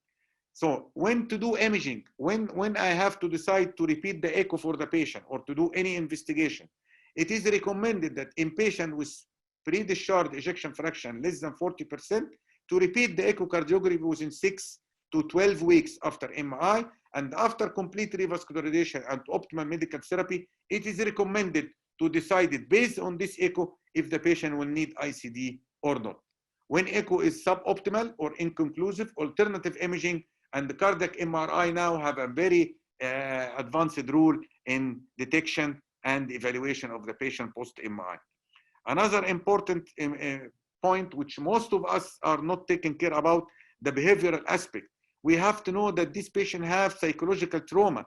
We have to respect this, and we have to follow this patient and to recommend this patient because it is traumatic for them. So to summarize what I am saying, in hospital discharge, patient should be dual antiplatelet for 12 months, referral to cardiology for rehabilitation, lipid control, blood pressure control, tobacco cessation. And I will show you this slide. Is very important slide regarding the cardiac rehab. Low dose aspirin prevent 18%, statin 21%, beta blocker 23%, ACE inhibitor 26% regarding the further attack. While if we look to lifestyle modification, smoking cessation, it is 35% reduction. Physical activity, 25% reduction. Moderate alcohol combination, which means that to stop the alcohol if it's taken, and all the change together give you 45% reduction. So cardiac rehab, if you consider it according to this slide, will give you much more benefit even than the medication. So it is very important. And when we say physical activity, at least to be 20 minutes continuous per day, or walking, or 12 minutes jogging. So it is very important to be 150 minutes per week, or for walking, or 75 minute jogging, but we have to understand that the more is the better.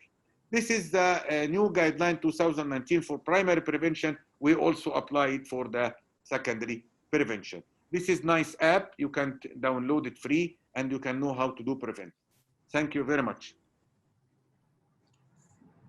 Thank you, Dr. Bakir, for for this nice outline of all the preventive measures and what we should do for patients after discharge, for patients post-MI after we discharge them.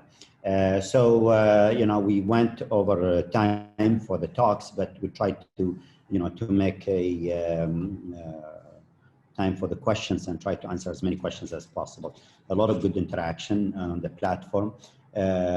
So to the questions, a question to, I guess, a patient on clopidogrel, already on a regular clopidogrel, 75 milligram daily. He presents with an acute coronary syndrome.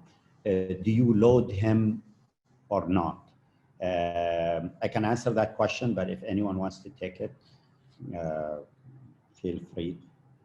You know, I mean, it is safe. I mean, the bottom line, my understanding is safe to load these patients. There is some studies that looked at either registries or some observational data, and it is safe to load those patients. And I think I would load the patient if he presents, especially if he presents with ST elevation, myocardial infarction. Anyone wants to add to that? No, I think I totally agree. I mean, it's a question to maybe Dr. Hussein. What is the pre-hospital thrombolysis? Some people are not familiar with that terminology. And someone also is asking, is it possible for the family to do a thrombolysis before arriving to the hospital? But I think, you know, the question is pre-hospital thrombolysis. What is it? Pre-hospital thrombolysis is when you give the lytic agent in the ambulance by a paramedic while the patient is on his way to the hospital.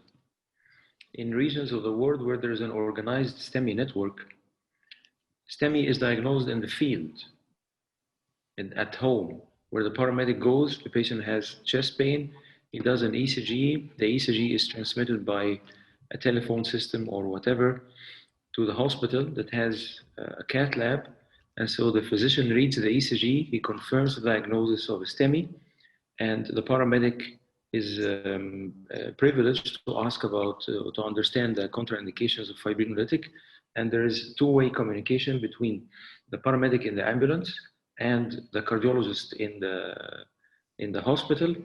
Then they agree on fibrinolysis, so the patient is given the shot and the ambulance while he's on the way to the hospital. And the second part of the question, can the family give it? Of course not. These agents need to be given under strict medical supervision.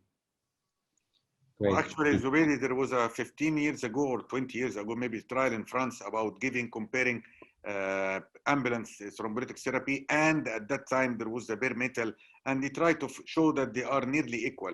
But now, after the advance with the stenting and all of this, so I think it's not recommended unless if there is no decision for primary PCI.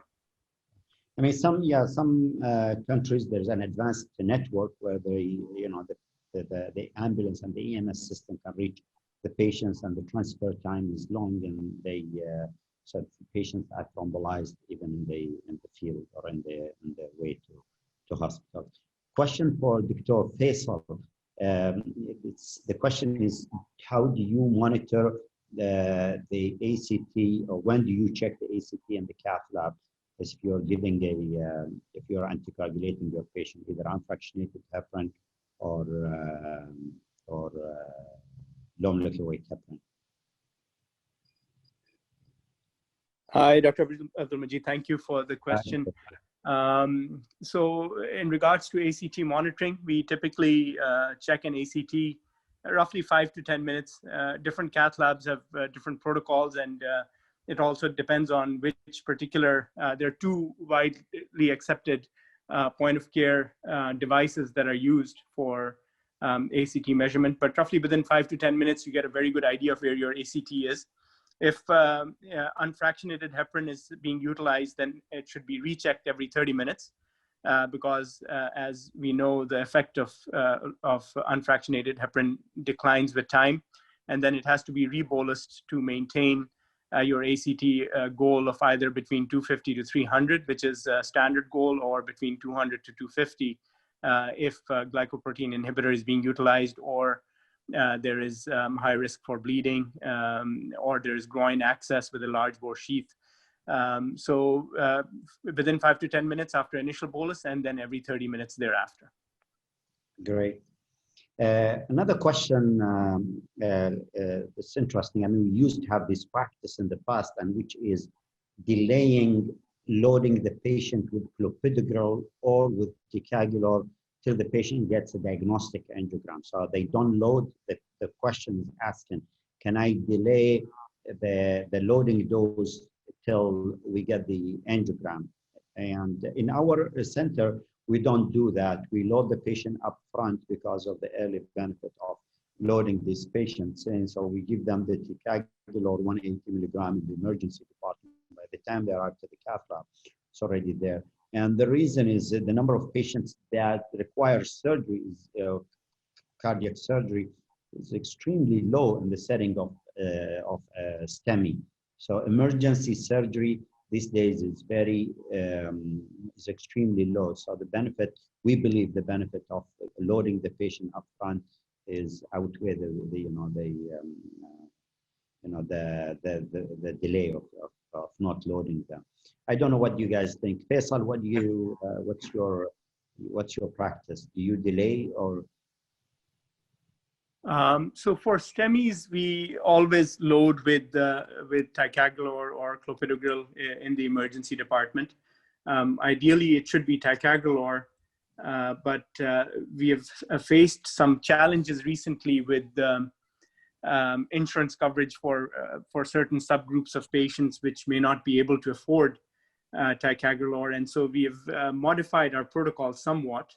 And we felt that overall clopidogrel 600 milligrams as a loading dose was safe. And so that has become, for majority of our patients, our standard protocol. We do not delay the P2Y12 inhibitor therapy.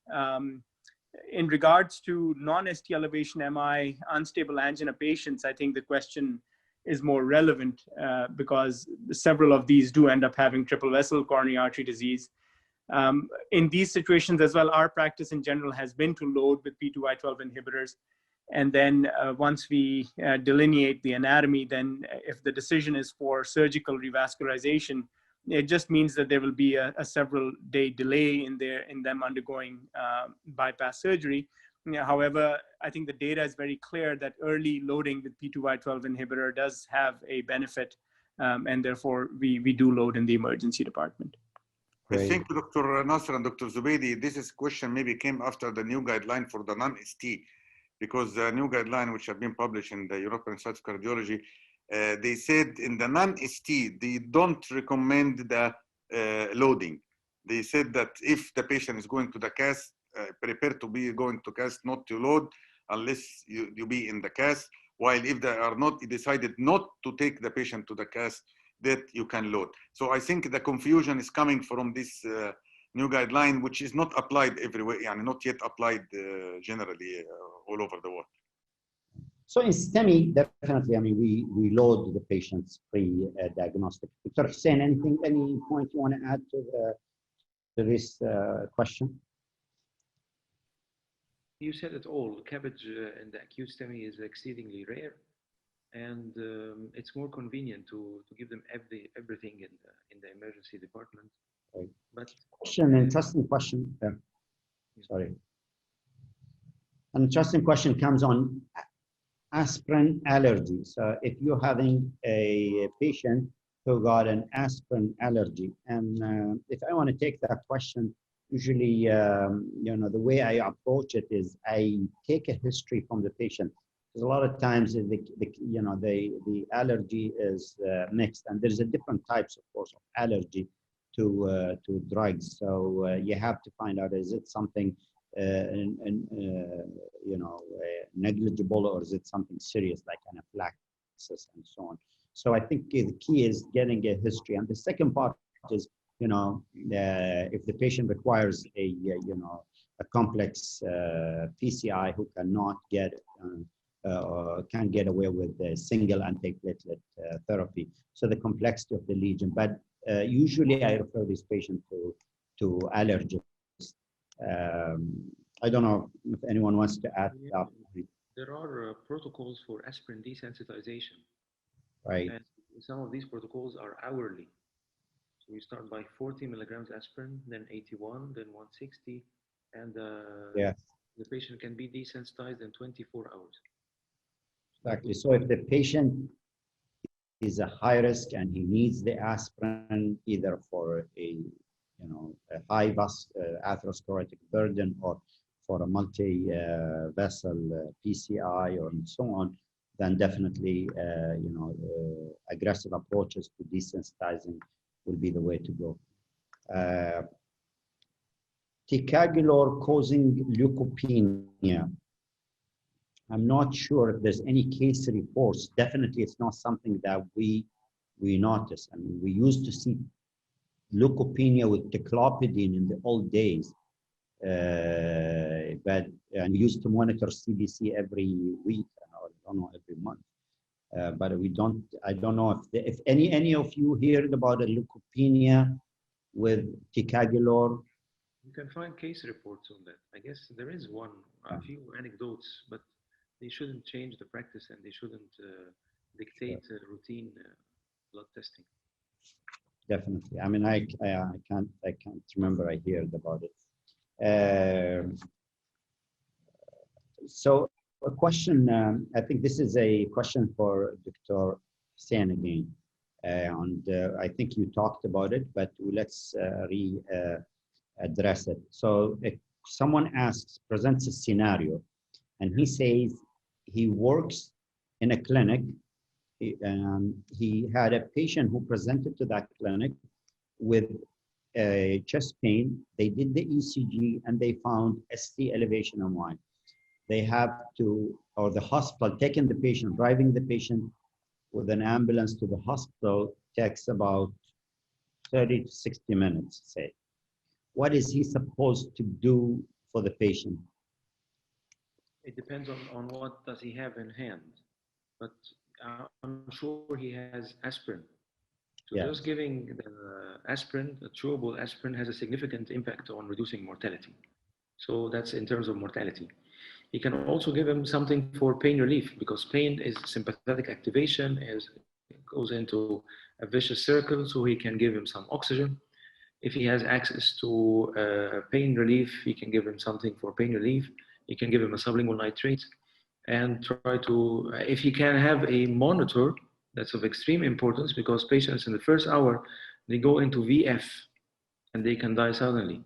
So one of the biggest advances in cardiology that was back in the 60s and 70s was the presence of an intensive care with a monitor and defibrillator. So aspirin, connect him to a monitor, give him oxygen and pain relief, and try to push him quickly to the nearest hospital that can give him either lytic or primary PCI. Excellent. So monitor, connect to a monitor, don't forget aspirin, and load him if you have a P2Y12 inhibitors. And of course, if you have heparin, give it to him. If not, ship him to the nearest hospital for a reperfusion therapy, specifically primary PCI. I think, we're getting up to 9 or after 9, and we'll try to be respectful to the time of everyone, our audience and our speakers and the whole team. So I'm going to come to the closure of this session. It was very great to have all of you. Thanks to our speakers for their time. Thanks to our audience. We got up to almost close to 700 attendees. Thank you all for being part of this. I hope this was a useful session. And I would like to, to invite you to our future sessions related, focused on acute coronary syndrome and on ST elevation. This educational series are happening monthly, so please keep an eye on it, and we'll send the invitations soon for the November session. We're having one session focusing on the Northern Emirates, and Dr. Hussain is going to be part of it. So to see what kind of work have been done over in that area. Thanks again to my colleagues, the speakers, for their effort and for their time. Thanks to the organizer. Thanks to the support from Amgen And please, if you have any questions, still you can share it with the event organizer through the email, and we'll do our best to get back to you. Some people asked for the material, please, of the presentations. Also, you can communicate with the organizer, the event organizer, and definitely will. From my side, I don't have any objection, but we have to get the authorization from the speakers for their slides or for their presentations. Thanks again, and have a good night. يعطيكم العافية. مشكورين.